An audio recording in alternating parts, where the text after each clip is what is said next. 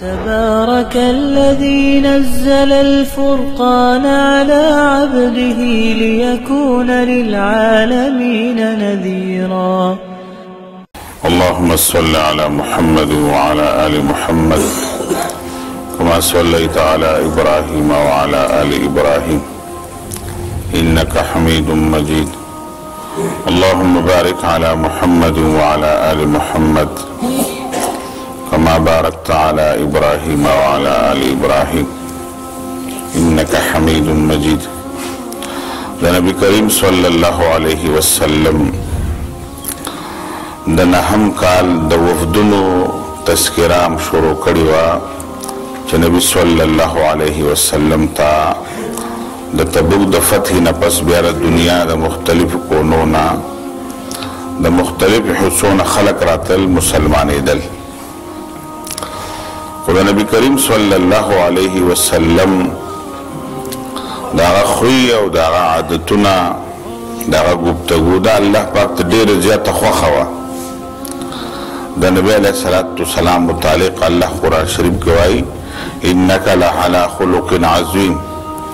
الله پاک تعالی ډېر ښایسته خوی درکړی دی او دا ښایسته خوی الله پاک ته ډېر محبوب و. د دې وجې نه عبدالله ابن عمرو بن العاص رضی الله عنه هغه به داسې کول چې به د نبی علیه السلام هره خبره لیکله. د نبی علیه السلام په خوا کې به ناست و لیکل به یې کول. نبی صلی الله علیه وسلم نو صحابه ورته ویل ګوره خبره لیکل مه کوه. کله نبی علیه السلام په غوسه کې وي او کله داسې خوشطبع غوندې کوي، ټوکه ټقاله کوي. مونږه دا ټولې خبرې که ته راولې کې غوسه هم په دین کې به راځي. بیا تا د ټولو خبرو نه خو ماړه دین جوړېږي که نه، نو ټولې خبرې مه لیکه. بس هغه لیکل بیا پرېښودل. نبی علیه السلام ورته لکه ته لیکل ولې نه کوې؟ وی د الله رسوله د ملګرو صحابو مشرانو راته وویلو چې نبی علیه السلام کله په غوسه کې وي، کله خوشطبعي کوي، او د نبی علیه السلام دا ټولې خبرې چې لیکي خو دا خو به دین وي که نه، بیا نو لیکل مه کوه. او د هرې خبرې د لیکلو ضرورت نشته دی. نبی صلی الله علیه وسلم ورته فرمایل بچې لیکل کوه، زما د بدن نه چې کومه خبره راوځي هغه به حق خبره وي، او زما د بدن نه به چېرته په غوسه کې هم او په ټوکه ټقاله کې او په ګپ شپ کې او په خوشطبعۍ کې به هم چېرته خرابه خبره نه راوځي. زما هر یو فعل او زما هر یو خبره چې د بدن نه په هر وخت کې راوځي هغه به حق وي. او ویل زما د قسم وي په هغه ذات باندې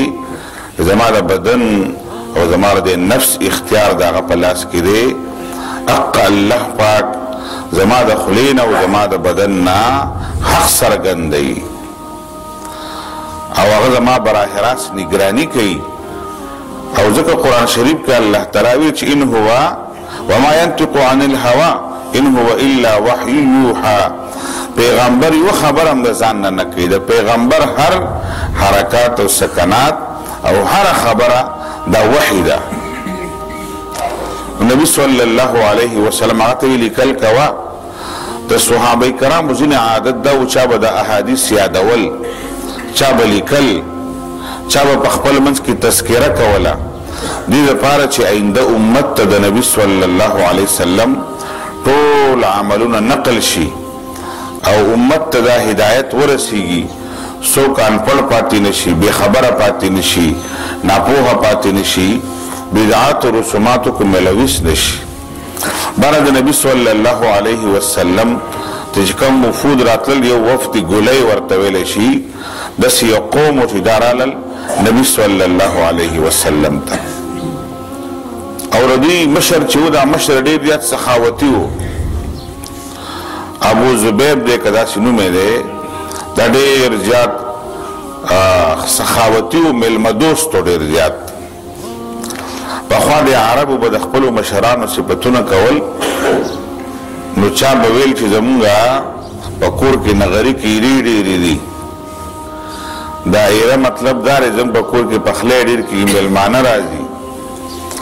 چا به زنګ په کورونو کې چې بسترې ډېرې دي د بسترو ډېر استعمال له مطلب دا چې مېلمانه ډېر راځي په مختلفو اندازونو باندې به خلکو د یو بل یا د خپلو مشرانو صفتونه کول به دا مشر چې هم و داسې دا ډېر زیات سخاوتي و او میلمه دوست و میلمانه به ډېر زیات و د نبي صلی الله علیه وسلم نه دته پوښتنه شروع کړل یا الله رسوله دا میلمانه راځي که نه او زه پرې دا روټۍ موټۍ خورم او میلمستوب یې کومه دې کې ما لپاره ثواب شته دی او دا صدقه کې راځي په خیرات کې راځي په څه کې راځي نبي صلی الله علیه وسلم ورته وویلو ویل ته چې کوم میلمه له او مسافر له ته میلمستوب ورکوې که نه دا ستا صدقه ده او دا ستا خیرات دی او دا ته یو اهمه فریضه ادا کړې ځکه نبی علیه السلام ورته وفرمایل چې من کان یؤمن بالله فلیکرم ضیفه من کان یؤمن بالله والیوم الاخر فلیکرم ضیفه څوک الله مني او آخرت مني هغه به د میلمه اکرام کوي د میلمه میلمستوب به کوي او دا د میلمه په کوربه باندې واجب حق دی 3 ورځې په هغه باندې په کوربه باندې واجب حق دی د هغه میلمستوب به کوي او ورته ویلي یو ورځ به د لږ ښه خوراک به ورکوي د خپل خوراک نه به لږ ښه خوراک پې کوي یو وخت دا هم د دې میلمه حق دی چې یو ورځ په ده باندې د خپل عام خوراک نه له ښه خوراک وکړي د خپل وس مطابق دا څه نه چې ګډان او میخ او غویان به حلالوي خو چې څومره د ده خپل کېږي د هغې نه د پې له ښه خوراک یو وخت وکړي او 3 ورځې به میلمه دا میلمستوب د کوربه باندې لازم دی د میلمه او 3 ورځې نه پس که میلمه پاتې کېږي نو بیا د کوربه دپاره نفلي غوندې عمل دی بیا ګوره میلمه ته یې ویلي دي چې ګوره ته به دومره ډېر نه دی رکېږي د میلمه په کوربه په کور کې چې هغه غریبو تېښتې له راولي ته به هم هغه ته ګوري چې هغه د اکرام کوي نو اکرام او میلمستوب به میلمه هم د دې خبرې خیال ساتي چې زما د کوربه څومره وس دی چې به کوم ځای کې یمه داسې به نه وي زما حق دی خپله به بله اړولي او په قلاره ناست دي داسې مطلب نه دی یعنې دواړه طرف ته شریعت چې دی دا خبر لازم کړی په مسلمانانو معاشره کې لکه څنګه د سحر مونځ اهتمام کوو اودس کوو ورله راپاسېږو سنت کوو بیا فرض مونځ کوو څومره اهتمام کوو دا موږ عبادت ګڼو ځکه دا کار کوو سهار وختي راپاسېږو دا مو عبادت دی دغه شان د میلمه اکرام سره عبادت دی دا د ایمان حصه ده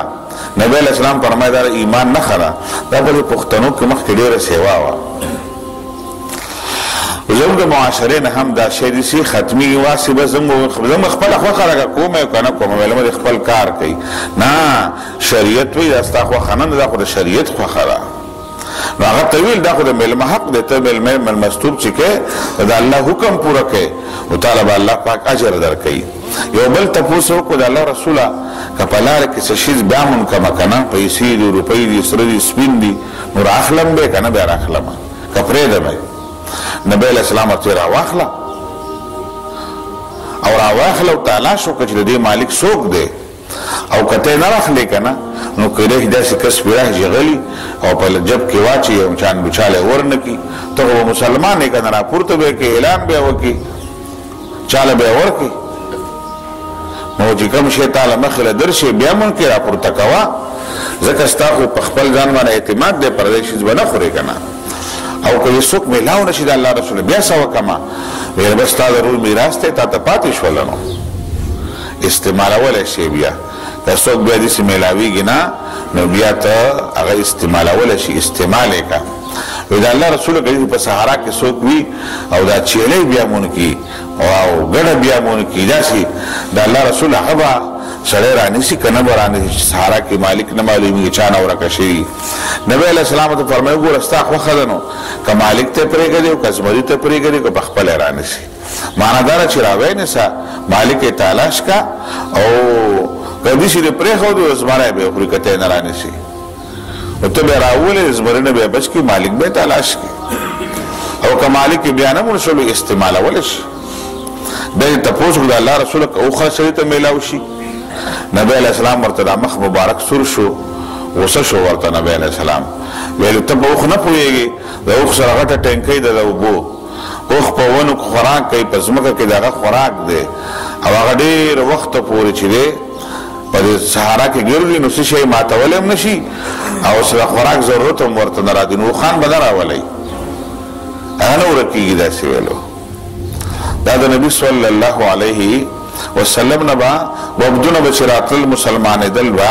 د ځینو اهمو مسلو تپوسونه به هغوی کول چې هغه د ځینو اهمو مسلو تپوسونه وکړي خلک خبر شي او دا ځکه چې علم او سبق زده کړه سړی انسان په مسله پوه شي دا ډېر د اهمه خبره ده پوهه نه د اسلام او د دین پوهه چې انسان په مسلو پوهه شي لکه زمونږ د خلکو دا شوق نشته چې په مسلو پوهه شو موږ دین خبره زده کړو موږ وایو بس دا به مسلمانۍ مړه پوره دی نور به عمل به نشو کولی ګناهګار به شو دا شیطاني خبرې دي بهرحال د نو مسلمانانو هم او د زړو مسلمانانو هم به د صحابو یادوم چې هغه به د علم شوق لرودلو به د نبی علیه السلام نه چې بیا کوم وفدونه به راتلل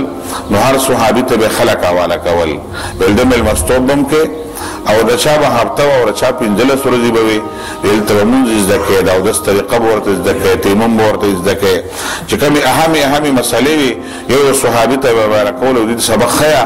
او د دوی بنیادي خبرې پوهېږي پرې به یې رخصتوه ویلو دا د نبی صلی الله علیه وسلم الترتیب په هغه زمانه کې چې کله د آخري مراحل دي د نبی علیه السلام او دا خلق را روان دي خلق اذا جاء نصر الله والفتح ورأيت الناس يدخلون في دين الله افواجا چې کله اسلام او دین ته غلبه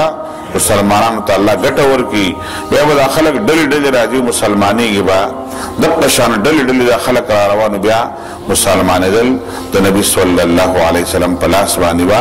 بیا به د نبی علیه السلام باقاعده تعلیم انتظام کولو یو صحابي ته به یې وفد حواله کولو ویل شا به هغې ته مونځ زده کوي کلمه ورته زده کوي بنیادي خبرې ورته زده کوي چې زده کوي خپل وطن ته ځي په خپل وطن کې عبادات کوي نور خلکو ته دعوت ورکوي مسلمانېږي دي دغه ترتیب د نبی صلی الله علیه وسلم د صحابو ترتیب د زده کړه او د علم مسلمانۍ و خلق مسلمانېدل مسلمانانو کې ډېره خوشحالي وه دغه شان د وفود سلسله وه چې دا روانه وه